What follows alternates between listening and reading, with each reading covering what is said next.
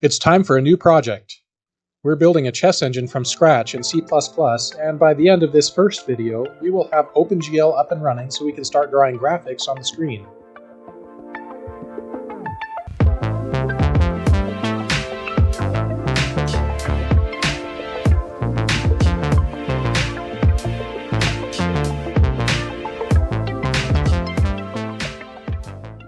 Hello everyone, my name is Mike and you're watching Polymath Unlimited. In this series, we will be building a chess engine with a built-in GUI in C++. In order to do this, we need a way to draw graphics, so this first video will cover the basics of OpenGL and how to draw graphics on the screen. But first, we will set some goals for this project. Our primary goal for the project will be to produce a functional chess engine capable of playing at a strength of at least 2000 ELO within reasonable time controls. To do this, we will be implementing a Negamax-based search engine. In addition to our custom-built OpenGL-based interface, we also want to be able to support the Universal Chess interface in order to test our engine against others. Don't worry if you don't know what all of that means yet. We'll explore all of the particulars later in the series. Throughout the series, I will be assuming some basic familiarity with programming concepts, and with the C++ language in particular. If you don't know C++ and want to learn it, I have a separate series up on my channel already that teaches the basics by building a console-based Sudoku game. I'll leave the link to that series in the description. Feel free to check it out if you're interested. Since the code for this project will be quite a bit more complicated than the code that we wrote for the Sudoku project, I have also decided that it would be a good idea to post the full code from each video in this series directly to my GitHub. For anyone following along with this project, that should make it a lot easier to check your code against mine if you run into problems. I'll leave a link in each video description in order to make the GitHub readily accessible to anyone who wants to check the code out. The code from this video should already be available there. Speaking of which, let's start writing some code. We'll make a new project in Visual Studio and add a file called main.cpp, and set up our main function. You might notice a few things here are different than what we have done in the past on this channel. Namely, the main function has a few arguments that ordinarily haven't been there.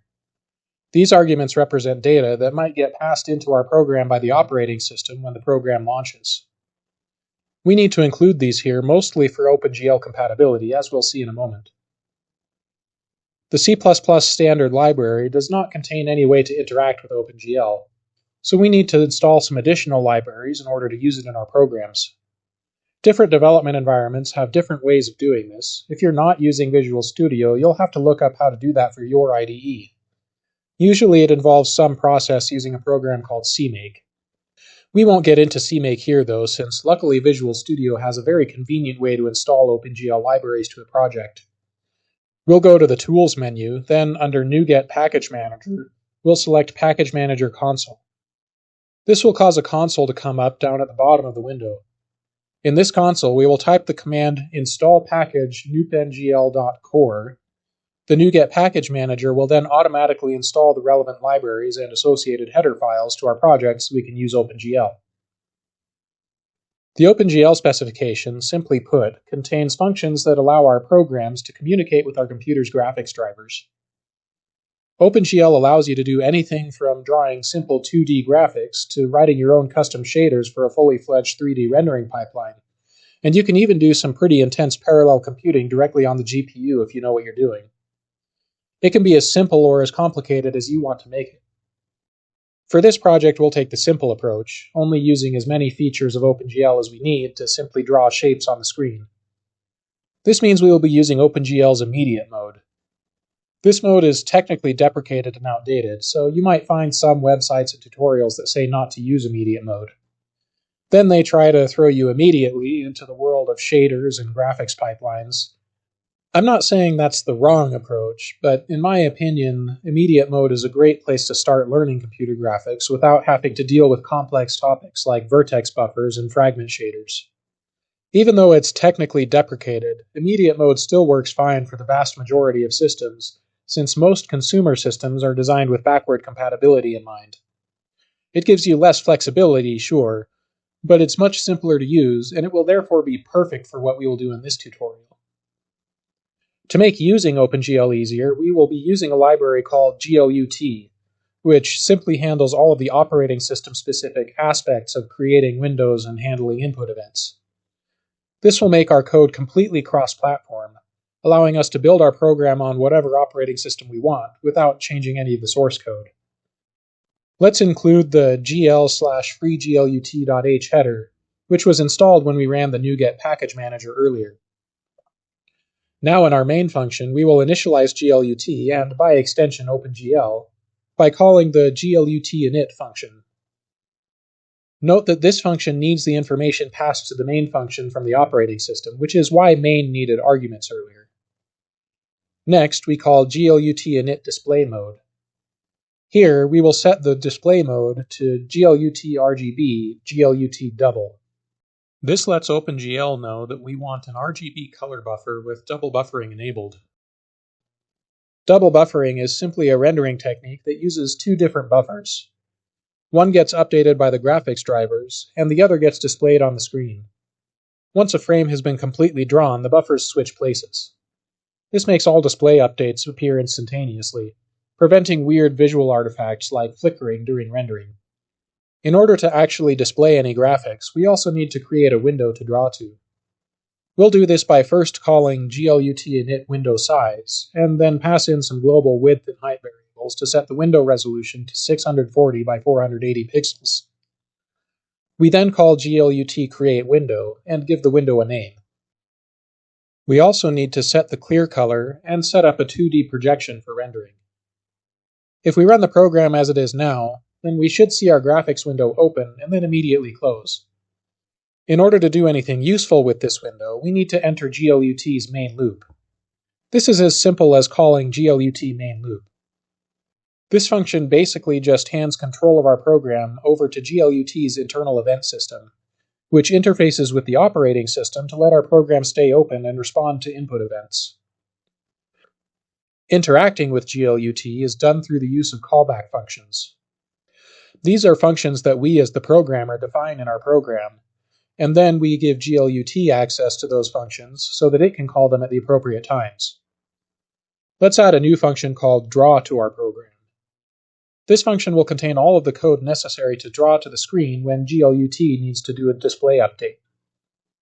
To let GLUT know to use this function, we will call glut-displayFunc and give our draw function as the argument.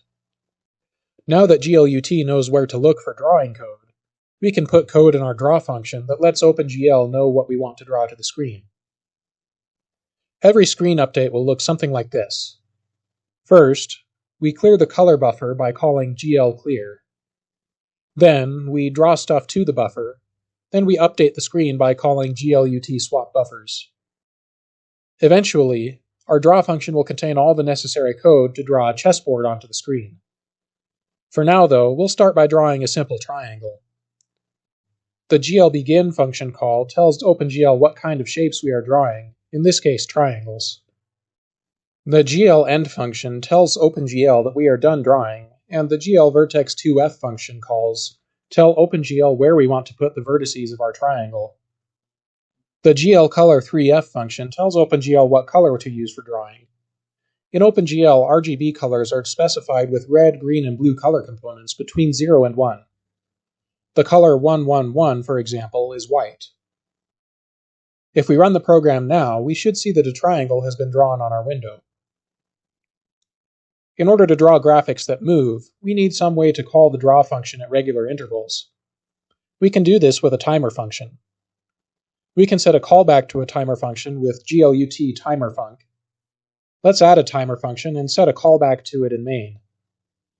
glut-timerfunc works by waiting for a certain number of milliseconds, then calling whatever function we gave it. If we want to render 60 frames per second, then we can set glut-timerfunc again inside our timer function with a delay value of 16 milliseconds. Also in the timer function, we will call glut-post-redisplay, which lets glut know that it should perform a display update as soon as possible. If we run the program now, not much will have changed. That's because we are simply drawing a triangle in the same spot over and over. To get our triangle to move, Let's define some global variables denoting the x and y coordinates of all three vertices. We'll set these to some random values. We'll also define more variables to keep track of the velocity of the vertices. We'll also set those to some random values. Now in our draw function, after we draw the triangle, we simply update each vertex by adding the vertex velocities to the vertex positions. Let's also make the vertices bounce off the edges of the window by making them move in the opposite direction if they are ever outside the window. Now if we run the program, we should see our triangle vertices move and bounce off the edges of the window just like we intended. We can make things a little more interesting by making each triangle vertex a different color. If we do that, then OpenGL will automatically blend the colors of the vertices together when drawing the triangle. Let's add another global variable to keep track of time. We'll add a small amount to this variable each time draw is called. Then we'll use some trig functions and separate glColor3f calls for each vertex in order to make vertex colors change over time. Now the program draws a triangle that not only changes position, but changes colors over time. Now that we can use OpenGL to draw graphics in a window, we have a solid foundation on which to build our chess engine's graphical interface. It wouldn't be much of an interface though if we couldn't accept user input. In the next episode, we'll learn how to make OpenGL programs interactive by accepting mouse and keyboard input from the user. We'll also expand our drawing capabilities in order to actually draw a chessboard on the screen instead of just a single triangle. Until then, feel free to play around with this program and see what you can make it do. The code we wrote in this video is up on my GitHub, the link for that is in the description. Thank you for watching, and I will see you next time.